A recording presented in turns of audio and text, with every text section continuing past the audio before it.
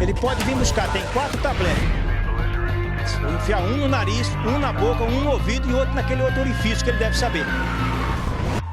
A Câmara Legislativa me entregou o título de cidadão de Brasília. Eu tenho, esse ano completo 83 anos de idade, tenho 53 de jornalismo, 47 de Brasília. Quando eu recebi esse título, houve um protesto contra a entrega do título, do deputado Luiz Estevão. Ele alegou que eu criticava os políticos de Brasília e, portanto, não poderia receber. Eu disse, Luiz, se for o caso, eu devolvo agora. E a bancada do PT me defendeu.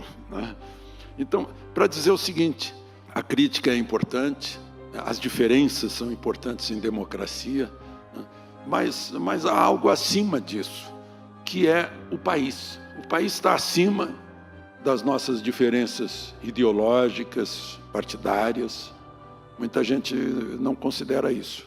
E o presidente Dutra chamava isso aqui de livrinho, ele pronunciava assim, isso aqui está acima de tudo, está acima de qualquer ministro do Supremo, está acima do presidente da República, está acima do Congresso Nacional. Se quiserem mudar isso aqui, cláusulas pétreas, só uma Assembleia Nacional Constituinte. E na cláusula pétrea, o artigo 5º, inciso 4º, diz que a liberdade de expressão, vedado o anonimato, é plena. Artigo 220, que fala da liberdade de expressão em qualquer plataforma, tem um parágrafo 2º que diz que é vedado qualquer tipo de censura política, artística, intelectual.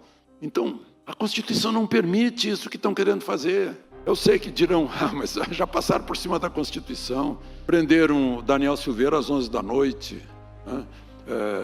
prenderam Daniel Silveira, que está garantido pelo artigo 53 da Constituição, abriram um inquérito que não tem promotor público, como diz o artigo 129, os poderes não são independentes, um poder sobrepuja o outro, a despeito do que diz o 2º artigo da Constituição. A Constituição também diz que todos são iguais perante a lei, independente de diferença de qualquer natureza. E, no entanto, fazem leis dependendo de cor da pele, de sexo. Sexo, eu disse. Eu não disse gênero, porque gênero somos todos do gênero humano. Nós somos do reino animal, somos vertebrados, mamíferos, primatas, hominídeos, humanos e sapiens. Isso é gênero. Gênero o gênero do meu sapato é masculino, desta cadeira é feminino.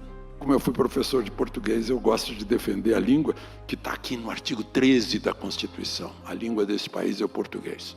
Fake news não é nem língua constitucional, além de não ser crime previsto no Código Penal. Crime previsto no Código Penal pode ser calúnia, injúria, difamação. Eu acho que o Roberto Jefferson está enquadrado nisso. Calúnia, injúria, difamação, pode ser.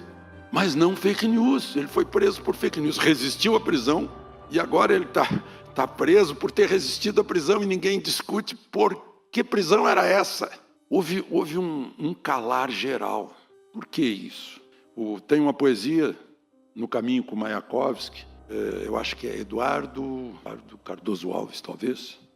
Eu sei que ele mora em Santos, e ele fez uma bela poesia dizendo que no primeiro dia pisam nas nossas flores, no segundo dia matam o nosso cachorro, e no último dia nos tiram a voz.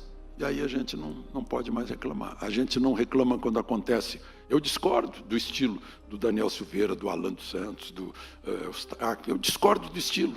Eu acho que a gente tendo bons argumentos, a gente não precisa ter agressivo. Agressividade tem aquele que não tem argumentos. Aí usa interjeições e adjetivos. Discordo, mas eu defendo, como teria dito Voltaire, até o fim, o direito de falar.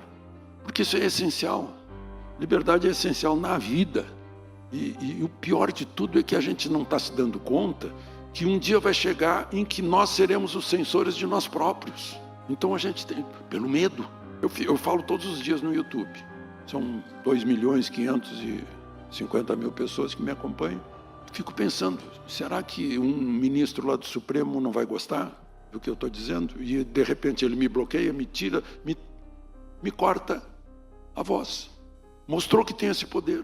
Mostrou para todos os deputados federais que O judiciário tem o poder de pegar o presidente da Câmara. Então, ó, calai-vos, que a gente pega o presidente da Câmara. Viu, Daniel? Viu, Pacheco? São avisos. 1.390 pessoas presas, sem saber por quê, estavam lá se manifestando. Eu digo, e dizia para eles, isso é errado, não tem que pedir para o quartel, tem que pressionar o Senado. O Senado é que está com os requerimentos sob o traseiro de Pacheco. Tinha que ir lá no Senado.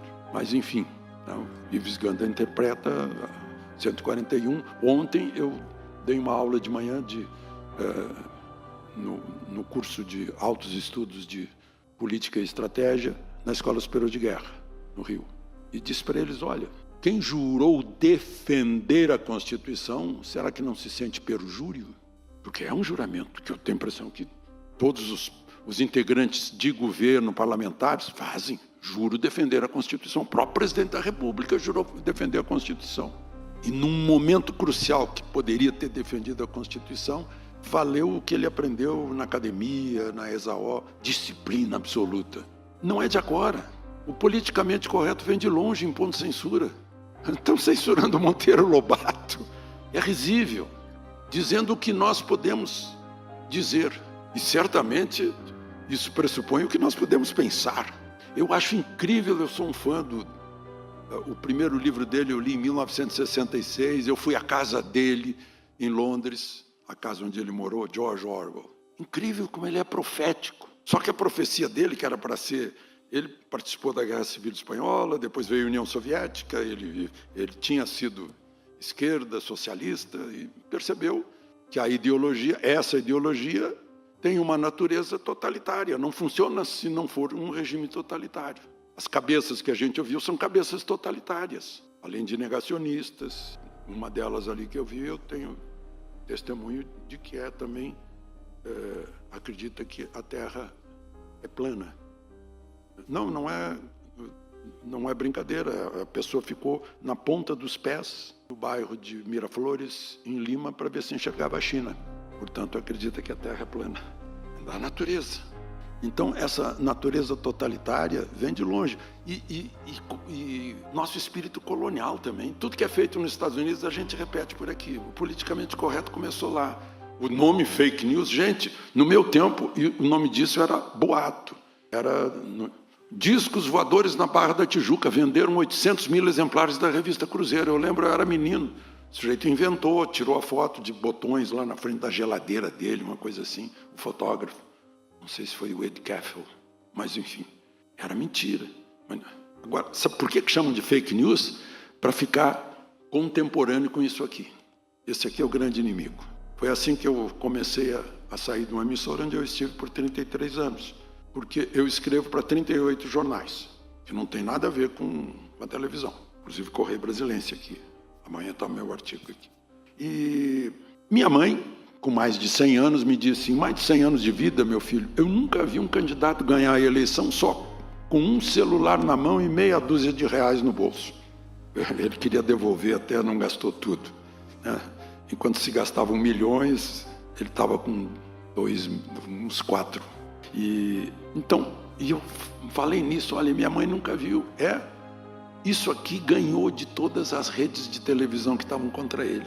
Meu Deus, claro que foi um choque. Eu tive que ouvir 40 minutos de pré-eleição de que eu estava dando tiro no pé. Mas é isso aqui que eles temem. E o que é isso? O nome da Rosa, como é o nome dele? Lá de Milão. Mas ele disse, esse escritor disse assim, as redes sociais, o celular, fizeram qualquer idiota percorrer o mundo. Antes, as idiotices que ele dizia ficavam na mesa de um bar. Agora percorrem o mundo. Só que tem a outra leitura disso. Isso aqui é a Ágora universal. A Ágora, lá na Grécia, era onde os gregos se reuniam para discutir os grandes assuntos da cidade-estado, de Atenas, de Esparta, de Corinto.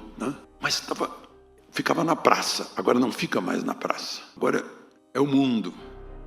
Urbi et orbi, agora é o mundo inteiro. Isso aqui. E é disso que eles temem. Isso aqui se chama democracia, porque deu voz a cada um. Eu fui professor na PUC lá em Porto Alegre e implicava com o nome da faculdade dos meios de comunicação social. Eu disse, gente, isso aí não é comunicação social, isso é informação social, porque tem uma via só. Eu falava na televisão, eu não sabia se o sujeito estava em casa olhando para mim, ô idiota, está dizendo besteira. Eu não sabia disso, agora eu sei, porque eu falo aqui no YouTube e eu tenho retorno, todos os dias. As pessoas falam comigo e eu falo com as pessoas. Isso aqui democratizou tudo. Democratizou as ideias, as opiniões. Pode ter besteira aqui, pode ter mentira, mas também nos dá a oportunidade de pesquisar, de saber se é verdade ou se é mentira. Quem é que decide o que é mentira ou o que é verdade?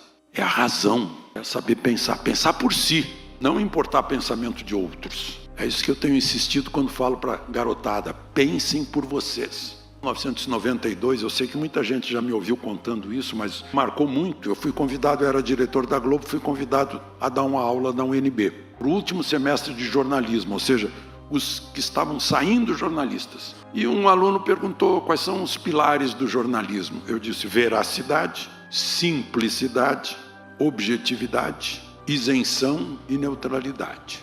Quando eu disse isenção e neutralidade, o professor da cadeira deu um salto, discordando. Eu não ensino meus alunos a serem isentos e neutros. Eu disse, o que o senhor ensina então, professor? Eu ensino meus alunos a serem militantes. Militantes ideológicos para combater o status quo opressor. Então aqueles alunos hoje são chefes. Estão passando adiante a sua militância para combater o suposto status quo opressor. Hoje o status quo opressor parece ser o Estado brasileiro, que impõe impostos a quem está lá embaixo, e isenções a quem está lá em cima, gasta demais, em vez de gastar para prestar serviços públicos, cria ministérios, né? Engorda, depois distribui algumas esmolas para a pessoa calar a boca, e tenta calar a boca de quem fala aqui, a despeito do que está escrito na Constituição. Outro dia foi o dia da morte dos 4, depois 5 estudantes que morreram pela Constituição em São Paulo, que gerou a Revolução Constitucionalista de 32. Eles brigaram pela Constituição. Eu acho que hoje o que está em perigo é a Constituição, que é a lei maior que nos dá garantia a todos. Não é só a um lado da sociedade, a todos os lados da sociedade. Porque o totalitário vai calar todas as bocas. Então, é esse o perigo que a gente corre. Eu nunca vi isso. Eu estou no jornalismo, Jornal do Brasil, entrei em 1971. Eu nunca senti isso. Eu estou sentindo hoje que tem uma pessoa que pode decidir se o que eu digo não é aceito. Eu trouxe aqui, só para recordar, quando esse tipo de censura, eu já sei que às 11 horas vai entrar o Paulo. Lá na CPI da Covid, eu tenho aqui um requerimento do senador que hoje é líder do governo, Randolfo Rodrigues, pedindo 93 comentários meus, dos quais 29 não são meus, né? Apenas tem o meu nome. E por quê? Aí foi a censura cruel, o negacionismo do tratamento. Porque eu falava no tratamento, porque eu via o tratamento todos os dias, a minha mulher é médica curando gente todos os dias. E curando em 3 dias, 4 dias, uma servidora nossa estava no 8º dia quando contou que estava sentindo sintomas há 8 dias. Disse, meu Deus, já está no pulmão. Não, 3 dias depois do tratamento, salvou-se. Eu tive Covid e continuei fazendo ginástica todos os dias. Continuei gravando, ninguém notou, né? Ninguém sequer ficou sabendo, né? Porque eu me tratei, óbvio. Agora isso era proibido fazer. Eu fui demitido da CNN por causa disso, num programa chamado Liberdade de Opinião. É incrível como é que a pessoa faz isso, né? Mas tudo bem, porque eu insistia, mencionava, né? Meu Deus, tem que salvar vidas. Eu estou vendo as vidas sendo salvas, temos que salvar vidas. Ninguém foi hospitalizado, não precisou, né? E a gente via, não, tem que comprar respirador. Gente, mas por que esse obscurantismo? Era na época, era a tentativa de bater no presidente da República, de atacar o presidente da República. Não importa quantos morram sem tratamento. Isso é muito cruel. Isso é um fanatismo muito cruel. E certamente um dia a gente vai falar mais claramente sobre essas coisas. E as próprias redes, as plataformas, eu tive que tirar, minha filha tirou uns 300 comentários, porque entrou assim a palavra tabu. Ó, isso aqui não pode falar. Então tem que tirar. querendo esclarecer as pessoas. Olha, vamos nos livrar dessa opressão, da tal pandemia, né? Que deu um dinheirão para laboratórios, né? Não aqueles que vendiam medicamento barato e eficaz, né? Então esse episódio de censura causou mortes. Outros causam morte do indivíduo. Não pode falar. A China, né? Agora fez aniversário do massacre da Praça da Paz Celestial. Tiananmen, não se pode falar nisso lá na China. Na China é proibido. Eu falei nisso no dia e ia pôr a foto icônica dos 3 tanques parados e o chinês na frente do tanque impedindo a passagem dos tanques. O tanque manejava para um lado e ele ia para o outro lado. Só que na primeira vez que eu tentei botar isso, não entrou. A foto não entrava. O que é? Então está tudo lá no 1984 do George Orwell, que está acontecendo aqui no Brasil. E a gente não pode permitir, porque na hora que a gente acordar, já seremos escravos. Eu não sei se vocês leram ou viram um filme, se chama A Máquina do Tempo, em que um grupo escravizava outro. Os Morlock escravizavam, também a memória não está ajudando, escravizavam os outros. Deve ser isso que querem. Pois todo mundo sabe o que aconteceu na União Soviética e nos seus satélites. Então, repetindo na América Latina, porque na América Latina talvez a gente não tenha um Tolstói para contar a história. E a gente esquece das coisas. A gente esquece tudo que o Chávez fez, que o Fidel fez, que o Ortega está fazendo. Maduro, chegou a um ponto, foi tão escandalosa a presença do Maduro, eu não estava homiciado aqui no Brasil. Brasília virou um vale-a-couto de Maduro, porque ele é procurado pela justiça americana, inclusive com prêmio, né?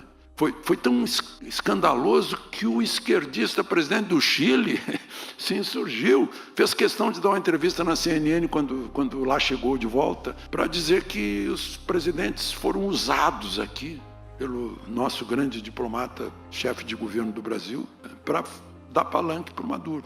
Agora há um silêncio. Um silêncio que também se justifica por fisiologismo. O presidente de um grande conglomerado de jornais, que já teve revistas e emissoras de televisão, me disse, olha, em outros tempos o ministro das Comunicações me ligava e dizia, aconteceu tal coisa em São Paulo, só que a gente espera que vocês não noticiem, e se noticiarem amanhã vão ter uma página do Banco do Brasil ou da Caixa Econômica. Era assim. Meu depoimento aqui, eu acho que depois fico à disposição de perguntas também, né? Então era isso, eu acho que eu já me alonguei bastante.